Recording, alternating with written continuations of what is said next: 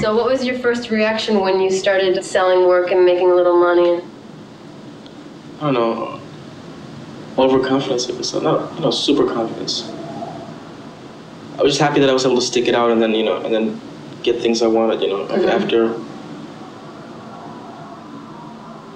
I felt like I was right, you know what I mean? The first really major press about Jean-Michel is a story in the New York Times Magazine.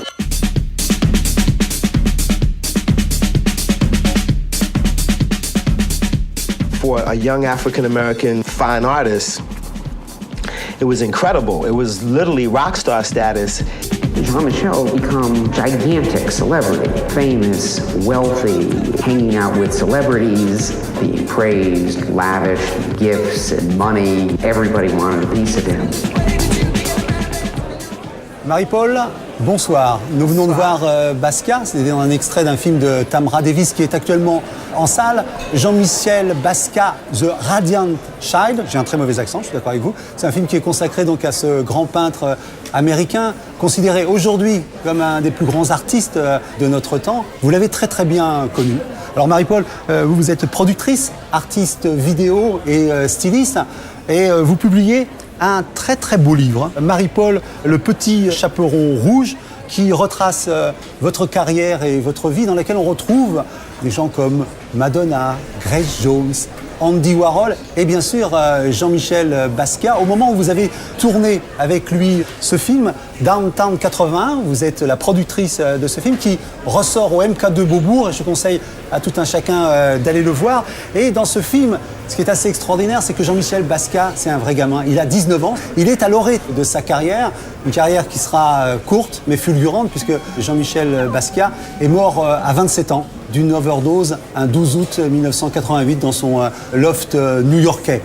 Et actuellement, il y a une très belle rétrospective au Musée d'Art Moderne de Paris. C'est la plus grande rétrospective jamais consacrée à Jean-Michel Basquiat. Jean-Michel Basquiat aurait 50 ans aujourd'hui. Je sais que ça vous émeut parce que vous l'avez connu tout jeune. Alors face au miroir, j'ai envie de vous dire, racontez-nous votre passion et qui était Jean-Michel Basquiat. Jean-Michel était un poète, pour commencer.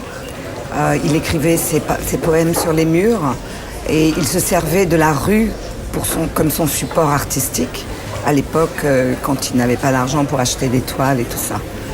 Ses origines, c'est important parce qu'on n'en parle plus, heureusement, mais à l'époque c'était très important. Il est noir, c'est aussi bête que ça. Oui, il est haïtien et portoricain de sa maman.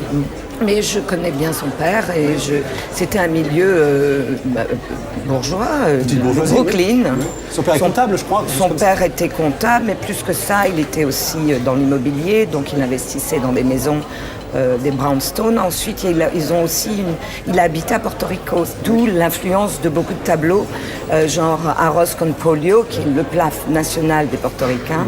C'est le poulet au riz. Et un jour, ses parents se sont séparés. Il était assez jeune quand ses parents se sont séparés. Oui, il était assez jeune. Bon, enfin, de toute façon, je pense que c'est un enfant qui a souffert, comme beaucoup de jeunes adolescents. Il a souffert de beaucoup de choses, mais il a aussi beaucoup souffert de l'injustice du monde entier et l'injustice personnelle vis-à-vis de la couleur de sa peau. Oui. Je trouvais que les gens étaient racistes. Il avait raison. Je me demande si ses origines haïtiennes ne font pas qu'il y a cette tendance à ces peintures naïves et un peu sur le voodoo. Je ne serais pas étonnée s'il avait un oncle ou quelqu'un dans sa famille qui était aussi... Alors, il y a une origine aussi un peu étrange de son talent et son inspiration. C'est ce livre que sa mère lui a offert sur son lit d'hôpital quand il a été accidenté. Il avait 8 ans quand il a eu cet accident d'automobile qui a été déterminant. Voilà, il avait 7-8 ans et il a eu cet accident et tous les ans d'ailleurs, ou même souvent, il fallait qu'il fasse des dialyses pour se nettoyer la rate. Il a failli y passer, donc ça, il y a eu une énorme souffrance là. Oui. Et elle lui avait acheté Grey Anatomy. Et en fait, c'est un manuel d'anatomie. Et il s'est mis à dessiner des corps, des squelettes. Les os, la description, les lettres. Je pense que quand on a 7 ans, on est un petit peu académique et puis Alors, il suit une scolarité, d'un gamin qui est un petit peu facétieux, c'est moi qu'on peut dire. Je crois qu'il quitte la maison quand il avait 16 ans, il fugue, et il se rase les cheveux pour pas qu'on le reconnaisse, pour pas se faire attraper. Donc il a donné beaucoup de soucis, bien évidemment, à sa famille. Mais c'est un peu le mythe qu'il était un clodo dans le parc, ça arrange beaucoup de gens. Il était très cultivé. Ouais. C'est l'époque Samo. Il ne s'appelle pas encore Basquiat pour tout le monde, c'est Samo. Ça veut dire same old shit. Oui, same old shit, toujours la même chose. Ouais. Et il va y avoir un peu, en même temps que votre film, il va y avoir son passage à la toile, quoi, son passage à En l'atelier. même temps, oui, parce qu'en fait, l'histoire dans le film, c'est qu'il a une peinture qu'il veut vendre pour payer son appart. Et la première fois qu'il a vendu une toile, qui était quand même relativement assez grande, comme ça à peu près, c'était à Debbie Harry du groupe Blondie, qui était la princesse dans notre film. Ouais, voilà. Et donc il était super content. Il a Alors, mais qu'est-ce invité qu'il a sa fait, lui? copine Qu'est-ce qu'il- Suzanne Malouk à dîner ce soir-là. Parce que... Ah si, ben voilà. Alors Suzanne Malouf, faut en parler, parce que c'est, est-ce qu'on peut dire que Basquiat a eu deux amours? Deux grands amours. grands amours. Non, à mon avis, il en a eu un peu plus. Un peu Peut-être plus. 3. Il y avait aussi Esther Balins, qui est une musicienne avant les autres. Mais deux grands amours, je pense qu'il adorait les femmes, mais je ne suis vraiment pas convaincue qu'il en aimait encore d'autres. Il faudrait resituer un peu le climat de l'époque, l'importance de ces boîtes dans lesquelles vous alliez, où tout se nouait dans ces lieux de vie et en même temps de ces lieux artistiques.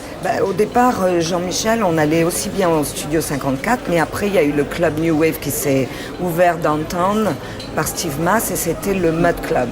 Alors qui on trouvait On trouvait tout le monde. J'ai même vu, au départ, il y a eu des groupes qui jouaient. Il y a eu Grace, le groupe de Jean-Michel. Il y a eu Klaus Nomi. Il faut parler juste parler un tout petit peu de ce groupe, parce que ce groupe, il est caractérisé de bruitiste. Qu'est-ce que ça voulait dire, effectivement, un groupe bruitiste?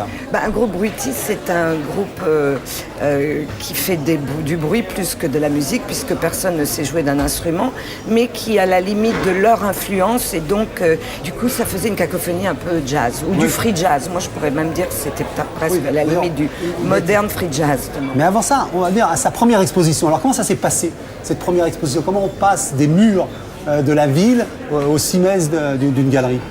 Alors, avant même Anina Nosé, il est parti en Italie avec Diego Cortés, qui a tout de suite senti, il a fait une expo dans une galerie. Est-ce que c'est celle de Times Square? Non, ça c'était avant même. Avant. Donc il y a eu Times Square, en effet. Ensuite, il y a eu PS1 et tout ça organisé par Diego Cortés. Et par exemple, comme il prenait beaucoup de matériaux, j'avais jeté un matelas en mousse, il l'avait découpé et il l'avait brûlé au chalumeau. Et ce soir-là, ça s'est vendu, tout ça. Oui, parce qu'il faut le dire, il utilisait tous les supports avant, parce qu'il n'avait pas les moyens d'acheter autre chose. Il y a un fameux réfrigérateur qui est devenu très célèbre, qui a été peint par Basquiat. Il peignait sur des palettes aussi. Oui, des palettes, et il plaignait aussi, beaucoup de fenêtres étaient remplacées. Oui. Donc il y a des fenêtres et des porte-fenêtres magnifiques en bois, où il utilisait le verre pour peindre dessus et le bois pour peindre plus. Alors il faut, bien sûr, on ne peut pas parler de Jean-Michel Basquiat sans parler d'Andy Warhol.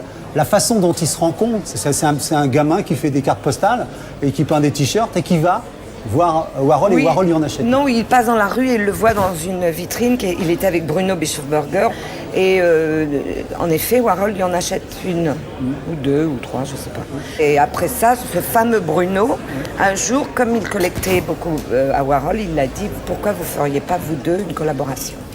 Et Jean-Michel est parti du meeting, il est revenu et il avait un portrait avec Warhol et lui, des autoportraits. Et à ce moment-là, Warhol a dit oh, « Mais il peint plus vite que moi ». Alors, ils ont collaboré, ils ont même réalisé des toiles ensemble. D'ailleurs, il y en a... Un an. Mais moi, j'aime beaucoup. Je ne sais pas pourquoi elles ont été... Je pense qu'ils ont été autant critiqués. C'est parce que les gens ne pardonnent pas le succès rapide. Et il a été beaucoup critiqué là-dessus en disant que l'un et l'autre vampirisaient. Mais en fait, non, je trouve que c'était une collaboration super sympa. Et il y avait quand même l'empreinte du pop et puis le truc un petit peu désordonné. Puis ils ont dû s'amuser parce que pendant qu'un rayait, l'autre peignait par-dessus. Donc, Mais cet échec a quand même provoqué leur séparation. Oui. Parce que Jean-Michel était très sensible et il a vu les critiques justement où le show n'a pas du tout vendu une seule toile. Il pensait que ça allait le mettre en avant et en fait ça l'a mis en arrière. Et Andy Warhol meurt. pas très longtemps après leur séparation. Oui, alors Comme- c'est très triste parce que Andy meurt en 87, moins d'un an avant la mort de Jean-Michel, qui à mon avis a précipité la prise intense de drogue de Jean-Michel. Et Andy, ça a été une surprise, mais tous les deux avaient eu un accident et tous les deux avaient ce problème et tous les deux devaient se nettoyer. Or, c'est l'hôpital qui l'a tué, Andy. Il y a eu une erreur médicale par rapport à un médicament. Vous le dites, cette disparition d'Andy Warhol a précipité celle de Jean-Michel Basquiat, qui était déjà dans l'héroïne de façon, j'allais dire, très avancée, et qui là s'est complètement laissé aller.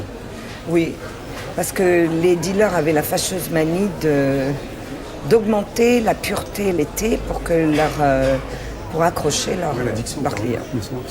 En plus, le fait d'avoir eu cette ablation de la rate quand il était jeune, j'allais dire, le prédisposait à ce que l'héroïne... Exactement. Il ne pouvait pas nettoyer son sang aussi facilement que nous. Alors, si on fait maintenant, j'allais dire, une dimension un peu critique de Basquiat, on dit qu'il y a eu 3 périodes. Est-ce que vous découpez l'histoire de Basquiat de cette même manière-là? Oui, mais je pense qu'il y avait au départ la peinture d'un être à l'état brut de toutes ses émotions, avec donc tous ses mots et tout ça. Et il a vraiment tout exprimé, tout, que ce soit tout ce qu'il aimait, que ce soit une anecdote de Michael Stewart qui s'était fait, un copain qui s'était fait assassiner dans le métro, que ce soit la bagarre de Madonna avec Suzanne, que ce soit de la musique. Vous avez la parlé de boxe. musique, vous avez fait une petite incise sur la bagarre entre Madonna et Suzanne. Il faut dire que Jean-Michel Basquiat a eu une relation pendant un mois et demi avec Madonna, que Suzanne était son amoureuse, et quand ils se sont croisés, ils se sont battus physiquement. Non, elles se sont battues. Oui, elle. Oui, mais bon, pas méchamment. Non, mais... Enfin, si, un petit peu. Elle lui a tiré les cheveux, Suzanne. Assez fort, en même temps. Oui. Mais je pense qu'il y a quelqu'un qui a dû arrêter. Mais lui, il trouvait ça drôle, il en a fait une peinture. Oui, voilà. Mais il peint Madonna souvent... versus Venus. Voilà. Parce que le nom... D'ailleurs, il a peint Le nom de un Suzanne. certain nombre de combats. Mais est-ce que vous dites, vous, qu'il avait bien connu, qu'il avait connu jeune et qu'il avait vu mourir jeune, qu'il avait encore beaucoup de choses à dire, Jean-Michel Oui, Basquiat? il avait beaucoup de choses à dire. À mon avis, il serait peut-être devenu écrivain et peut-être acteur, parce que dans notre film d'antan, Lady One, je ne sais pas si vous l'avez Mais bon, vu, moi, mais je trouve il est qu'il est bon. hyper charismatique. Ouais, il est à l'aise, Il est à l'aise, il est naturel devant la caméra. En tout cas, Marie-Paul, je voulais vous remercier Merci à vous. eh bien, à tout un chacun qui peut lire Marie-Paul, le petit chaperon rouge chez Damiani. Et là, il y a l'ambiance de ces années 80 dans ce quartier de New York. On la respire. On la respire aussi très fort dans Downtown 81, où on voit Jean-Michel Basquiat. Il a 19 ans. Il est plus tout à fait Samo, mais pas encore Basquiat. Et c'est très, très, très, très émouvant. Et on peut le voir, alors je répète, MK de Beaubourg, alors je vous assure que le grain d'un 35 mm, c'est quand même très agréable. on ira apprécier avec vous ce grain-là. Merci, Merci beaucoup. merci à vous, au revoir.